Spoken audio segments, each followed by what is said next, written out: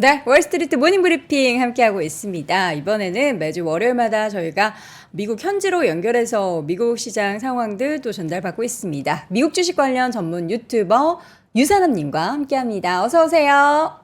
네, 안녕하십니까. 네, 저만 소리가 안 들리는 건가요? 자, 어, 유산업님 잘 네네. 지내셨나요? 잠시만요. 저 소리가 지금 안 들리시나요? 네. 아, 지금 어, 저만 지금 들리는 거죠? 다 들리시나요? 네네, 알겠습니다. 들립니다. 이제 들립니다. 자, 잘 지내셨나요? 저는 저희가 2주 동안 쉬었던 것 같습니다. 그러니까요. 2주 만에 뵈가지고 너무 오랜만에 뵙는 것 같아서 제가 잘 지내셨냐는 또 인사를 드린 겁니다. 그동안에 어떻게 뉴욕의 날씨나 뭐 이런 것들은 좀 어떻습니까? 지금 한국은 오락가락해요. 추웠다 더웠다. 사실 미국도 날씨가 굉장히 오락가락해가지고요. 사실 뭐 엊그저께는 에어컨을 켰다가 오늘은 또 히터를 키기도 하고 해가지고 최근에 날씨가 굉장히 변덕스러운 면을 많이 보여주는 것 같습니다. 미국도 그렇지만 우리나라도 비슷하군요. 다 이제 전 세계가 지구가 많이 아픈 것 같다라는 생각을 우리가 날씨로도 체험을 하고 있습니다. 자, 그렇다면 이제 지난주에 저희가 확인했었던 지지난주라고 볼 수 있을까요? 요거 한번 주요 키워드들 내용 한번 쭉 보고 점검해 볼 부분들 확인 한번 해볼까요? 네, 일단 지난주 같은 경우는 이제 제가 제 유튜브에서 따로 이제 주요 키워드를 선정을 했었고요. 그래서 네네. 간단하게 네 가지 정도에 대해서 좀 얘기를 해보려고 하는데, 사실 노동 지표가 최근 들어서 굉장히 많이 약화된 모습들이 나오고 있는데, 그에 따라서 10년물 금리가 급락하는 모습이 나왔고요. 그리고 네타냐후의 라파 공격에 대해서는 미국에서 무기에 대한 공급 중단, 그리고 중국 쪽이 요즘 굉장히 이제 투자 심리가 좋은데, 이 부분에 대해서 조금 이따가 더 알아보도록 하고요. 그리고 마지막으로는 유틸리티주의 급등 이렇게 네 가지의 주요 키워드를 골랐었는데요.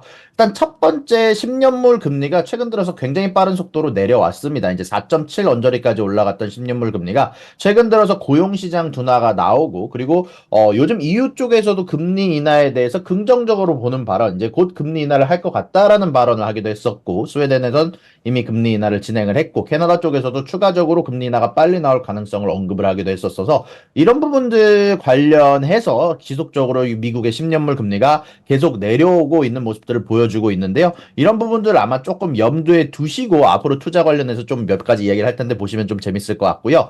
그리고 두 번째로는 항생지수. 항생지수가 최근 들어서 한 달간 14%가량 오, 올랐습니다. 네.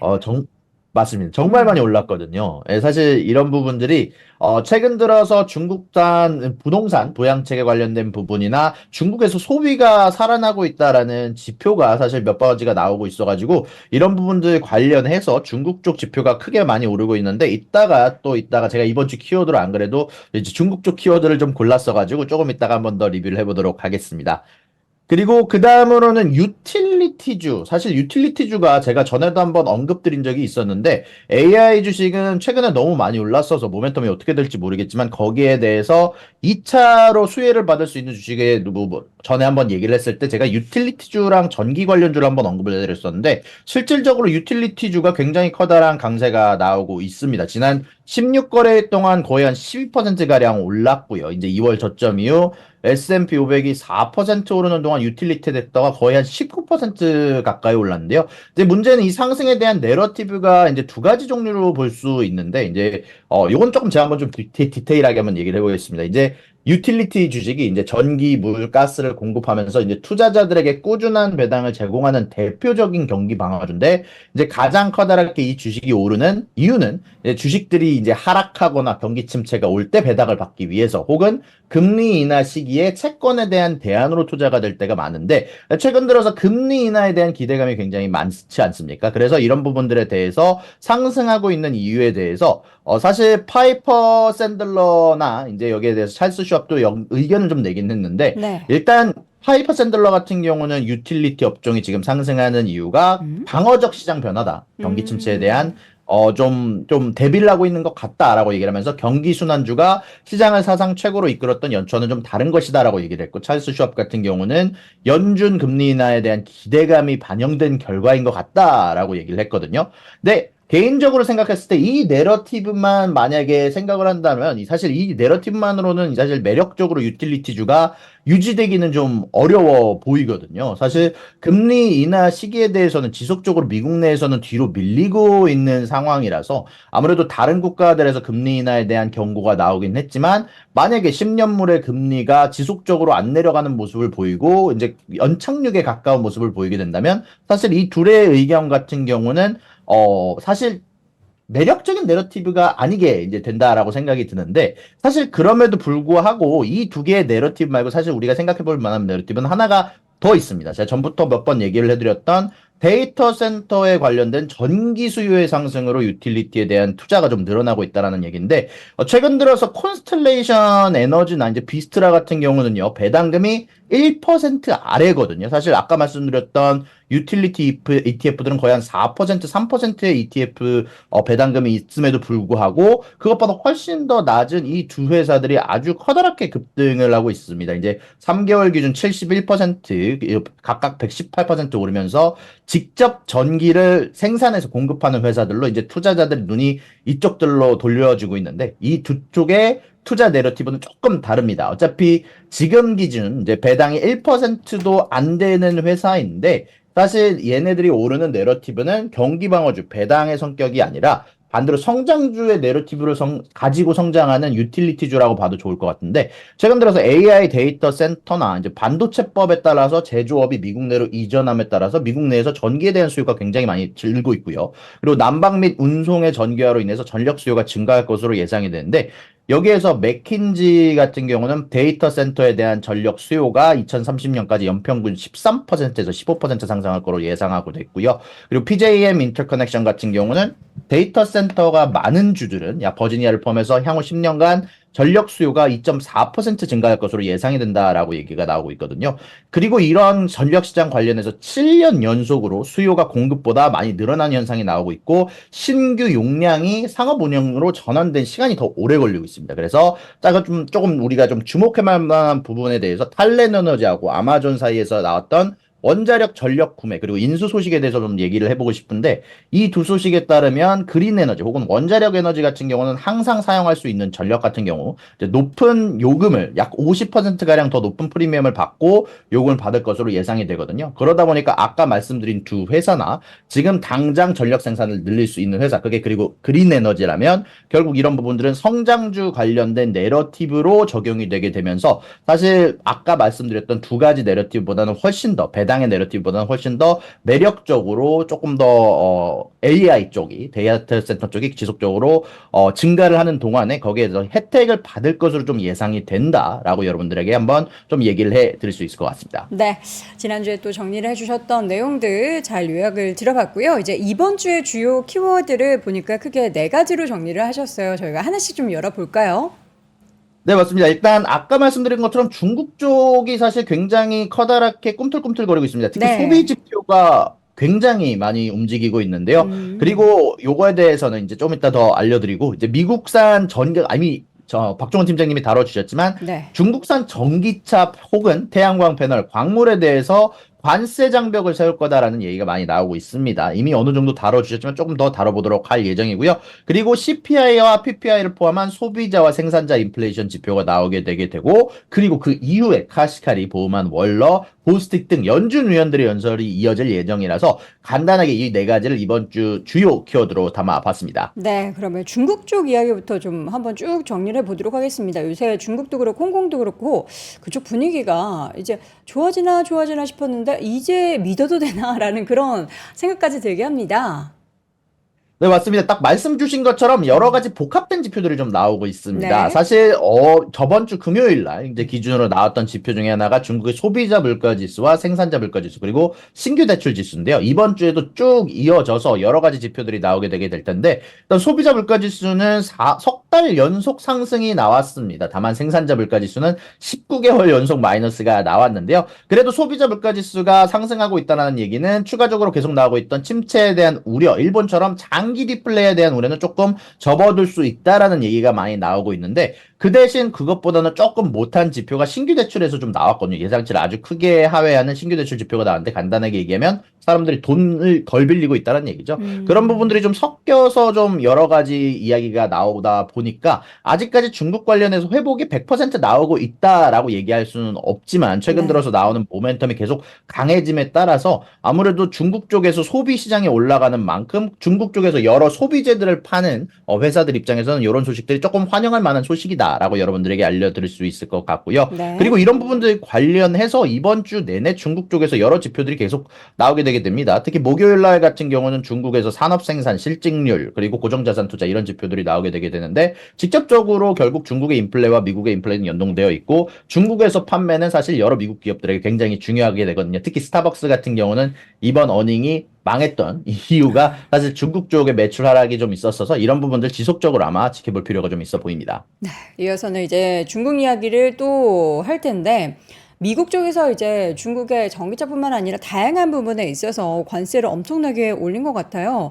근데 지금 이렇게 견제를 해도 과연 중국의 제품들을 미국 국민들이 사지 않을 것인가? 그것도 참 생각해 볼 문제인 것 같은데, 어떤 쪽에 있어서의 관세를 가장 많이 올렸습니까?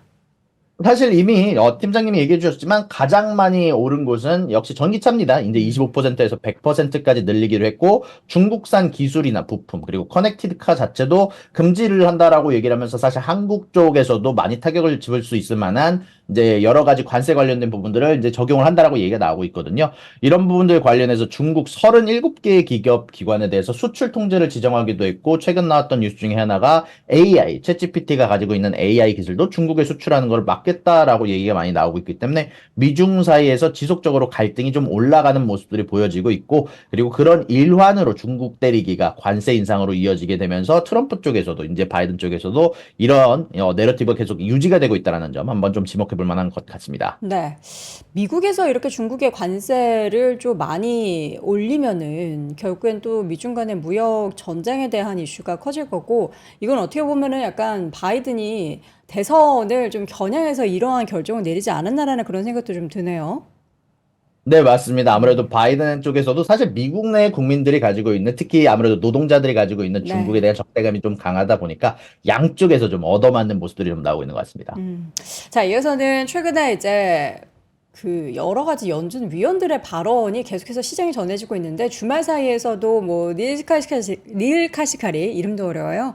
그리고 그 오스탄 굴스비 이 두 분이 함께 합동 뭐 인터뷰를 통해서도 이야기를 했고, 여러 가지 발언들을 보면은 시장이 안 좋아할 만한 데이터들도 좀 나오고 있죠.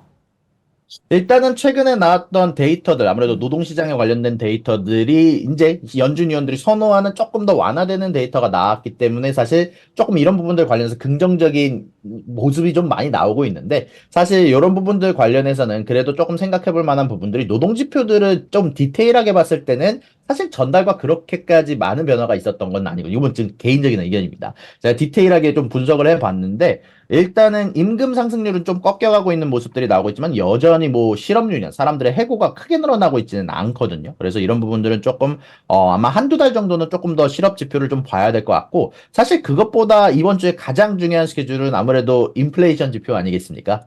그래서 이런 인플레이션 지표 관련해서 나오게 되게 되는데 개인적으로 생각했을 때 이게 이번 주에 후반기에 나오게 될 연준 위원들의 발언까지 바로 이어져서 나오게 되게 되거든요. 그래서 이번 CPI가 그렇게 좀 더 중요하다라고 얘기를 좀 해드릴 수 있을 것 같은데 개인적으로 이런 CPI 관련해서 제가 여러 가지 미국 내 자료들을 조사해서 한번 여러분들에게 간단하게 CPI를 예상할 때 도움이 될 수 있는 자료들을 여러분들에게 하나씩 하나씩 가져와 봤습니다. 일단 뭐 이런 부분들 관련해서 연준 쪽에서 이제 기대하는 예상치가 있거든요. 이제 연준의 컨센서스 같은 경우는 한 달 기준으로 CPI가 0.41%, 코어 CPI가 0.31%가 될 것으로 예상이 되고 있고 1년 기준으로는 3.5%, 3.65%로 예상이 되어 있는데 월가의 컨센서스도 그렇게 크게 다르지는 않습니다. 이제 한 달 기준으로는 CPI가 0.4%, 코어 CPI가 0.3%, 1년 기준으로 3.4에 3.6이라는 굉장히 높은 수치로 예상이 되어 있고요. 사실 톱니 같은 경우도 저번에 얘기를 했던 많이 CPI가 0.3 정도로만 나오면 나쁘지 않을 것 같다라고 했는데 지금 예상치 자체가 그거보다는 조금 높은 상황이거든요. 그리고 저번 달 나왔던 CPI를 간단하게 짚고 넘어가게 되면은 사실 여태까지 CPI가 높았음에도 불구하고 시장이 좋은 모습을 유지했던 이유 중 하나는 그래도 굿즈 가격이 오르지 않고 있다라는 점이 사실 많이 좀 어떻게 보면 CPI가 크게 안 올라가는데 많은 도움이 되긴 했지만 에너지 쪽에서 급등이 나오게 되면서 특히 지정학적 문제로 인해서 에너지 가격이 좀 많이 크게 내려가지는 않고 있는 상황인데 이런 부분들이 이번 달에도 좀 영향을 줄 것 같다라고 얘기를 할 수 있을 것 같습니다.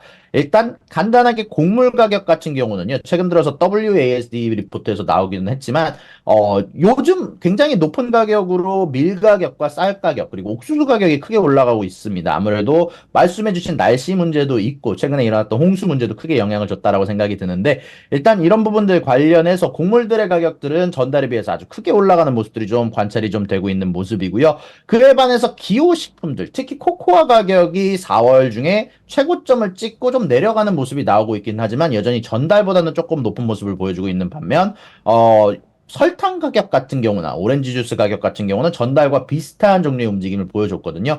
그리고 좀 재미난 건 커피 가격이 아주 급등했다가 조금 내려가고 있는 모습이 있긴 하지만 3월보다는 전반적으로 높은 가격에서 거래가 됐었습니다. 자, 그리고 마지막으로 고기 가격은 WASD 리포트 기준으로 돼지고기 가격이 전체적으로 생산량이 좀 늘어나고 있으나 지금 당장의 가격은 조금 올라가는 모습이 보였고요. 그리고 소 가격 같은 경우는 전달에 비해서 빠른 속도로 가격이 내려오는 모습이 있었습니다. 아무래도 공급이 크게 늘었다라는 점이 수출이 좀 줄었다라는 점이 이런 부분들이 아주 커다란 가격에 대한 유지나 혹은 하락 포인트가 좀 됐다라고 말씀드릴 수 있을 것 같고요. 그리고 이런 부분들 관련해서 통틀어서 이런 것들을 조사해주는 자료 사이트가 있는데 이쪽 기준으로는 사실 커다랗게 가격 변화가 없었습니다. 이제 소비자가 받아보는 가격 기준으로 계란 가격이 소폭 증가하고 고기 가격이 소폭 증가한 거 빼고는 뭐 유제품 가격이라든지 아니면은 냉동식품 가격이나 반대로 여러 가지 알코올 가격들은 전달보다 좀 떨어지는 이제 그런 시대가 좀 있었거든요. 그러다 보니까 음식 가격 같은 경우는 아마 크게 상승하기는 좀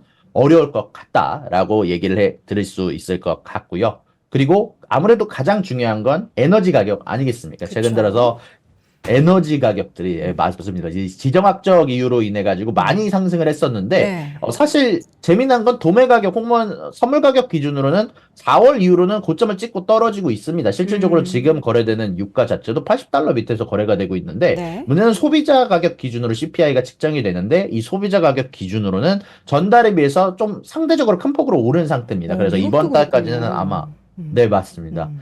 가솔린 가격 같은 경우는요, 제가 직접 조사를 해봤는데, 네. 전달보다 거의 한 갤런당 15센트에서 20센트 가량 오른 상황이거든요. 이제 그러다 보니까 전체적으로 유가가 떨어지기는 어려울 것 같다라고 생각이 좀 들고요. 그래도 그나마 난방유가 지속적으로 나쁘지 않은 모습을 보여주고 있는데, 음. 난방유가 아무래도 최근 들어서 그래도 온도가 좀 따뜻해졌다 보니까 지속적으로 가격이 떨어질 예정인데, 문제는 아까 전에 유틸리티주가 계속 상승한다라고 말씀드렸는데, 네. 이런 부분들에서 가장 커다란 역할을 하는 게 결국 전기와 천연가스거든요. 전기와 음. 천연가스 가격은 전달에 비해서 좀 큰 폭으로 상승하는 모습들이 나오고 있습니다. 아무래도 데이터 센터가 전기를 많이 사용하기도 하고 천연가스가 워낙 많이 떨어졌었기 때문에 이런 부분들이 조금 가격에 대해서 반등을 보여줄 것으로 예상이 좀 되면서 전체적으로 에너지 가격은 아마 전달에 비해서 좀 상승하지 않을까라고 생각이 좀 되는 지표들이 굉장히 많이 나왔습니다. 자, 그리고 가장 중요한 건 아무래도 굿즈들의 가격이겠죠. 사실 음. 굿즈들의 가격이 좀 버텨준 만큼 코어 CPI 혹은 코어 PC가 좀 낮게 나오는 경향이 있었는데 이런 경향이 좀 바뀔 만한 트렌드가 조금 개인적으로 관찰이 됐다라고 생각이 좀 듭니다. 이제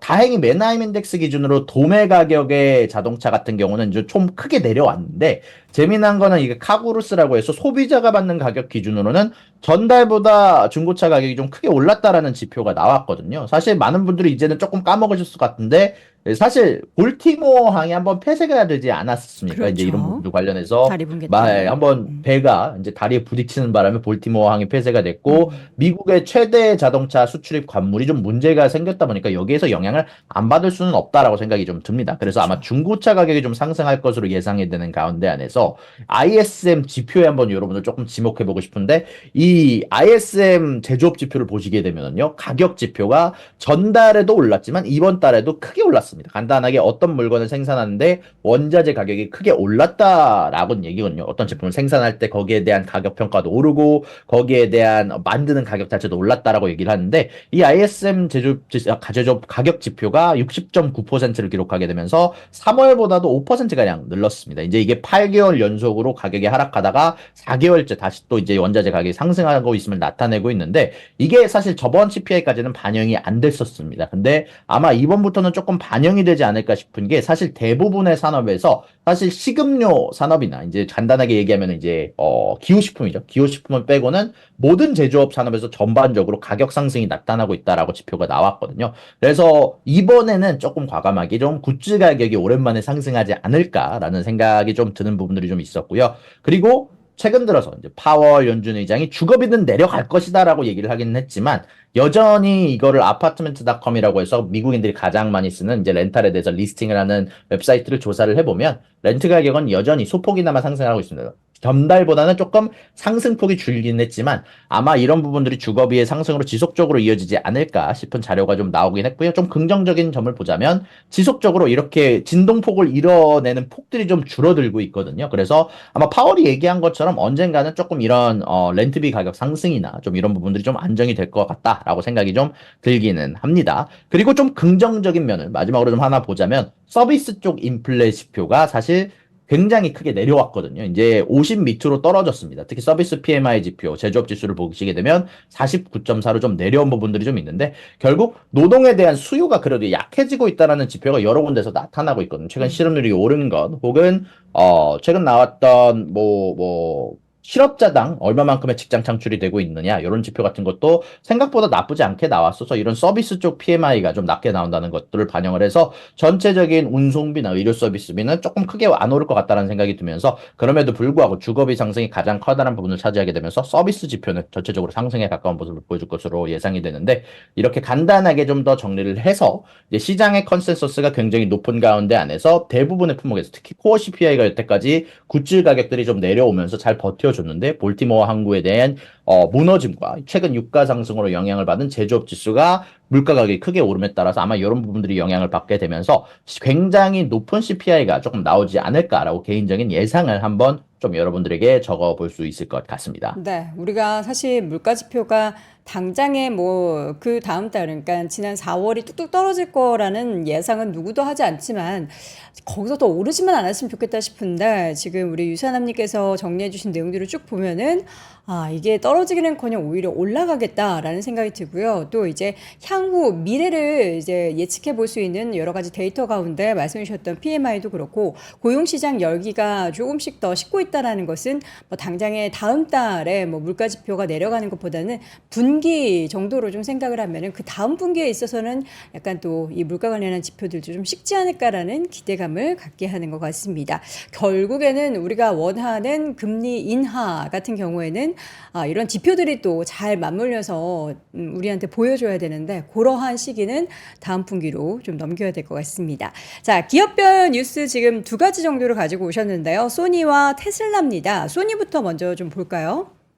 근데 사실 파라마운트 같은 경우는 최근에 원래 진행하고 있던 여러 가지 인수 협상이 좀 엎어짐에 따라서 소니가 이제는 이런 부분들 관련해서 진입을 하게 되게 됩니다. 이런 부분들이 사실 소니와 파라마운트 가격에 아주 크게 영향을 줄 수 있다 보니까 이번 주에 어떤 식으로 진행이 되게 되는지 아무래도 좀 주목할 필요가 있습니다. 특히 파라마운트를 인수하려는 기업들이 굉장히 많기 때문에 요거는 조금 개인적으로 한번 지목해서 볼 필요가 있다라고 생각이 좀 들고요. 그리고 테슬라 같은 경우는 저번 주에 나온 소식입니다. 이제 로이터에서 나온 소식이라 이게 만약에 신빙성이 없다 뭐 이런 얘기도 많이 나오고 있지만 결국 FSD에 대한 조사가 들어가는 것 자체는 사실이다라는 얘기가 많거든요. 이제 FSD가 전체적으로 좀 과대 광고를 했다라는 얘기가 나오고 있는데 여기에 대해서 후속 보도나 혹은 이런 부분들에 대해서 조사 조치가 어떻게 진행되는지는 아무래도 우리가 집중해서 테슬라 주주분들이라시면 아마 볼 필요가 있어 보입니다. 여기에다 플러스 알파로 테슬라가 지금 FSD가 만약에 이게 과대 포장이 되어 있다라고 만약에 결론이 나게 된다면 사실 테슬라가 최근에 올라온 데는 중국 쪽에서 나오게 된 FSD의 승인 가능성이 가장 커다란 플러스 포인트가 됐는데 반대로 이런 소식으로 인해서 미국 내에서 좀 타격을 받게 된다면 조금 더 주가에 커다란 타격이 있을 수도 있다라는 점 조금 한번 여러분들이 집중하고 보셔야 될 부분이 좀 있을 것 같습니다. 네, 또 이번 주에 실적 발표 우리가 이제 데일리 스케줄을 통해서 어떤 기업들을 좀 주목을 하고 있는지 해야 하는지를 또 하나씩 정리를 좀 해보도록 하겠습니다. 이번 주에는 어떤 기업들 주로 한번 좀 체크를 해볼까요? 그래서 일단 이번 주는 사실 많은 분들이 투자하시는 기업들 위주로 어닝이 나오진 않습니다. 이제 조금 더 좀 생각을 해보자면 이제 중국주들이나 경기방어주 쪽에서 전체적으로 어닝 발표가 되는 경우가 많은데 네. 월요일 같은 경우는 텐센트와 후야 등의 중국주들의 어닝 발표가 있을 예정이고요. 화요일 날은 알리바바, 이제 최근 들어서 중국 쪽에 이제 소비 패턴을 좀 보여주는 이제 알리바바 그룹의 어닝 발표가 있을 예정이고 반대로 미국에서는 홈디포라는 기업이 어닝 발표를 하게 되면서 이제 건축에 대한 수요 혹은 여러 가지 집에 대한 수요, 부동산에 대해서 어떤 감정들을 가지고 있는지 조금 알아볼 수 있는 지표가 발표가 되게 되고요. 그리고 목요일 날 같은 경우는 월마트와 바이두, 징동닷컴, 존디어 등등 여러 가지 경기 방어주에 가까운 회사들과 중국주들의 어닝 발표가 있을 예정입니다. 사실 이번 주까지는 저번 주까지는 어닝 발표가 굉장히 중요한 기업들의 어닝 발표가 좀 있었는데 이제 슬슬 마무리가 돼 가면서 상대적으로 관심도는 나는 기업들의 어닝들의 발표가 있을 예정이고요. 다만 아직까지는 엔비디아 어닝이 사실 조금 예정이 되어 있다 보니까 그 어닝이 나오기 전까지는 아직까지는 조금 좀 손을 놓을 수는 없는 어닝 발표들이다라고 생각이 좀 드는 부분들이 좀 있었던 것 같습니다. 네, 엔비디아 실적 발표가 다음 주 22일에 예정돼 있죠?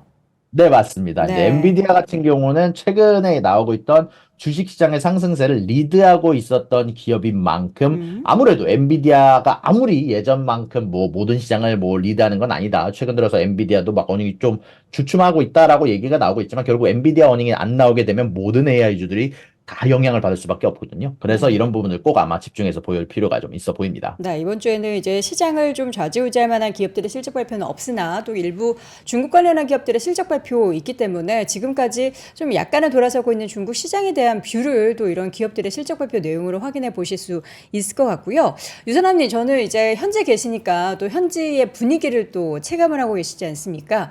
우리나라 같은 경우에는 최근에 그 약간 경기가 좀 녹록지 않구나, 좀 침체되고 있구나라는 시그널을 자영업자들의 폐업이 좀 많이 늘어나고 있다라는 부분으로 체감을 하고 있는데 미국은 실제로 좀 어떻습니까? 좀 먹고 살기 팍팍하다 이 정도로 넘어서 실제로 뭐 어떠한 이런 좀 볼만한 혹은 이제 체감할 만한 이런 내용들 경기에 대한 내용들이 좀 나오고 있습니까? 일단은 뭐 저는 사실 뭐 일단 제가 개인적으로 좀 그렇게 느끼지는 않는데 뭐 최근 들어서 물가가 뭐 저 같은 경우는 좀 크게 올랐다라는 생각은 좀 안 들고 오른 상태에서 빠지진 않는구나라는 생각이 좀 들고 있는데 해고가 늘어나지는 않고 있는데 근데 다만 직장을 찾는 게 좀 어려워지고 있어요. 이제 아까 이게 사실 노동 지표에 관련해서도 제가 저번 주에 뭐 제 유튜브에서는 리뷰를 했었는데 이게 좀 재미난 게 직장 창출이 줄어드는 거지 해고가 늘어나지는 않고 있거든요. 이제 노동 시장이 완화가 된다라는 게 막 갑작스럽게 노동 수요가 줄어서 사람들이 잘리는 게 아니라 아주 점차적 단계적으로 일단은 노동에 대한 수요 자체 이제 전체적으로 사람을 구하는 것 자체가 줄어들고 있는 거라서 이런 부분들 관련해서 연착륙을 할 거다라는 시선이 일단 가장 미국의 애널리스트라에서 가장 많이 일어나고 있고요. 일단 그럼에도 불구하고 좀 전체적으로 요즘 좀 뭐랄까요? 좀 전체적으로 AI 관련돼서 조금 고학력자 혹은 고연봉 군들이 조금 위협을 받는다라는 얘기가 좀 나오고 있는데 지금 위협이요? 당장 네, 아무래도 뭐 AI가 대체할 수 있는 기업이 사실 사람들이 생각하는 것처럼 아예 뭐 단순 노동이 아닙니다. 이미 단순 노동은 어느 정도 뭐 기계화로 뭐 산업화나 로봇 공장들로 인해서 많이 좀 대체가 되고 있는데 그것보다는 조금 더 뭐 애니메이터들 아니면은 전체적으로 뭐 일러스트레이터들 조금 더 고연봉군으로 받는 사람들이 조금 더 위협을 받고 있다는 얘기가 좀 되고 있거든요. 특히 약사가 이제 많이 위협을 받는다라고 얘기가 나오고 있는데 이런 부분들은 아무래도 조금 더, 뭐 앞으로 이제 직장을 고르실 분들에게 영향을 줄 만한 뉴스고, 지금 당장 주식시장에 영향을 줄 만한 뉴스까지는 아니라고 생각이 좀 드네요. 네, 이 직업들, 그러니까 신규 창출되는 직업이 없다라는 것은 결국에는 지금은 좀 뜨거워서 여전히 유지되고 있는 고용 관련 데이터가 사실 최근에 좀 꺾이고 나서 추가적으로 더 꺾이게 되면은 결국 물가가 지금까지 이렇게 높았던 물가를 저절로 좀 쉽게 만드는 그러한 상황이 연출될 거라는 건데 이게 사실 언제 그 데이터로 반영이 될지가 관건이 아닙니까? 보통 뭐 분기나 뭐 6개월 뭐 이런 기준이 혹시 있을까요? 일단은 뭐 노동시장에 대한 지표를 지금 보시게 되면 지금 당장 뭐 3.9%의 실업률이 나오게 되면서 사람들이 좀 올랐다라고 해서 여기에서 투자에 관련해서 굉장히 좋은 모멘텀들을 일으키고 있는데 사실 디테일한 지표를 보게 되면은 최근 4개월, 5개월간 변화가 없거든요.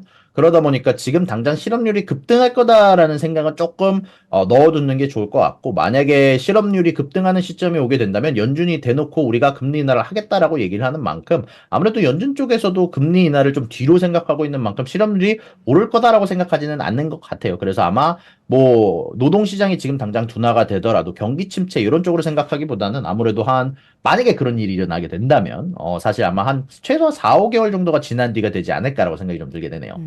사실 지금 여러 가지 상황들이 어떻게 보면 좀 아슬아슬하고 뭔가를 하나씩 더 확인해야 되는 그러한 데이터들이 나오고 있는데 증시 같은 경우에는 이게 빠졌다가 다시 반등을 하는 것도 굉장히 또 드라마틱했고 그리고 나서의 조정이 깊게 나오지 않는 걸 보면은 미국 시장이 참 강하구나라는 생각을 다시 한번 하게 되는데 우리 유선남님께서 보시는 미국 시장 앞으로 이제 뭐 세린메이라고 하는데 이게 세린메이는 이미 지난 것 같고 5월 시장이나 그 향후의 그 하반기에 대해서는 좀 긍정적으로 보시나요?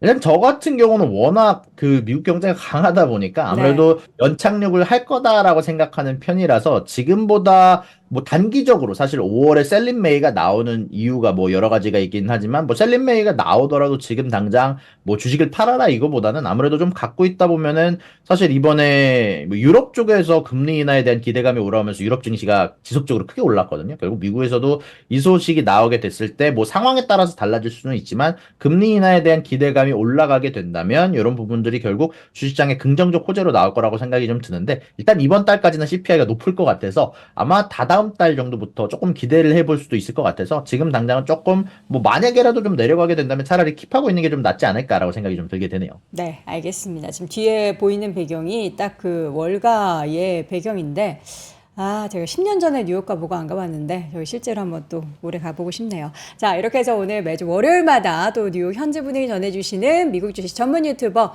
유산남님과 함께 이야기 나눠봤습니다. 오늘 말씀 고맙습니다. 수고하셨습니다. 자, 이렇게 해서 오늘 월스트리트 모닝 브리핑 함께 하셨고요. 월요일입니다. 월요일 시장에 있어서 사실 주말 사이에 뭐 방향성을 짚어볼 만한 내용들은 없는데 국내 시장은 다시 한번 좀 달리고 있는 그런 분위기가 지난주부터 연출되고 있죠. 오늘도 국장이 빨갛게 물들기 바라보도록 하겠고요. 저는 내일 오전 6시에 다시 돌아오도록 하겠습니다. 여러분, 오늘도 고맙습니다. 박근영, 이선영, 사경인, 염승환 투자 마스터들의 세심한 케어로 건강한 투자 습관을 만드세요. 3프로 멤버십 3프로 앱에서 확인하세요.